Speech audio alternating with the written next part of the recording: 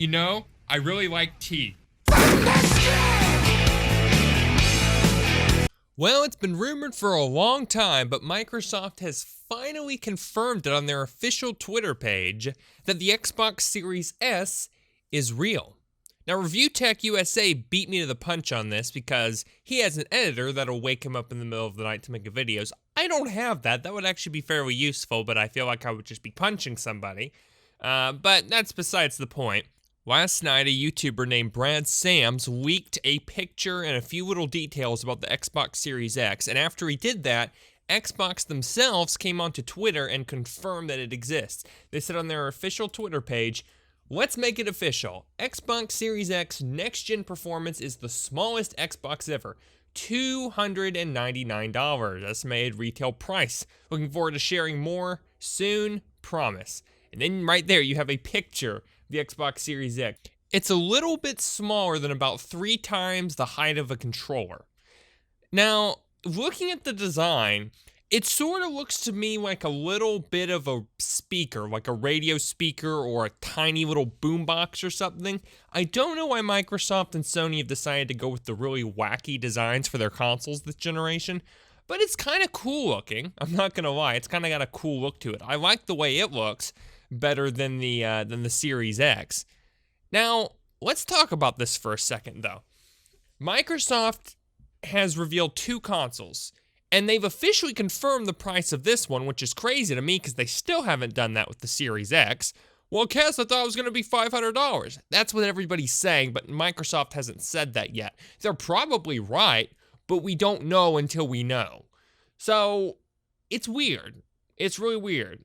I don't know why they confirmed the price of this one, but they've yet to do any details about their Series X, nor have they unveiled when this is coming out, when the Series X is coming out. I mean, they did say, we're sharing more soon, promise, so make of that what you will. But, you know, being on Twitter and seeing what people are saying and thinking about this, it's not looking very good for Xbox right now. Because a bunch of people are basically having the sentiment that while there are a lot of options on Xbox, there's really no reason to get these next-gen consoles, which I've been saying for a while. I made a video about it. I don't know why my voice just cracked there. I made a video about it basically saying that there's really no reason to get an Xbox because all Xbox games are on PC now. So if you're going to get an Xbox, you might as well just get a PC. But now, it's even more true because the Xbox doesn't have a lineup of any launch titles. Now, granted, all their launch titles, again, would be on PC anyway, but they don't even have any new games coming in their console at all. Halo Infinite was kind of like the one big game that people were interested in, and it's been delayed until next spring. And for the next 2 years, all their newer games are going to come to the old Xbox, the Xbox One. Now, granted, they're going to look and run pretty crappy, though, let's be honest, they look and run pretty crappy as it is. But there still is really no incentive to upgrade. The only incentive is playing your older games on better hardware. And I don't think that's much incentive for people to upgrade, because again, if you were going to do that, you could just get a PC.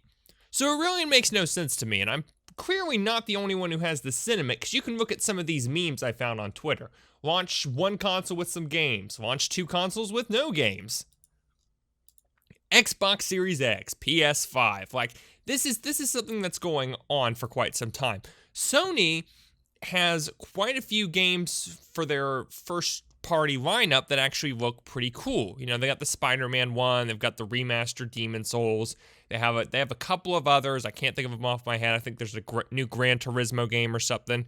And, you know, there's some cool stuff coming to the Xbox Series X, like Hello Neighbor 2, and I think they're making a State of Decay 3 now. But again, that stuff is going to take a while before it actually hits. It's not going to be coming out immediately like on PlayStation 5. And I think you really need a lot of those heavy-hitting games to entice people to buy the console.